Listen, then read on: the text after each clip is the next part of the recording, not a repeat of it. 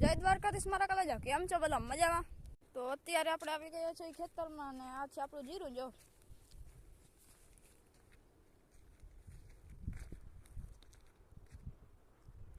કેવું છે જીરું, તમે જરા કોમેન્ટ કરજો. તમે શું આવ્યું જરા કોમેન્ટ કરીને જણાવજો.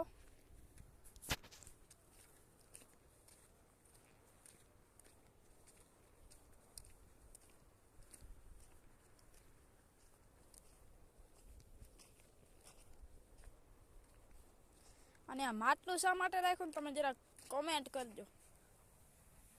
જો આ કેવા માટે રાખ્યું હે તે તમે ફટાફટ કોમેન્ટ કરો.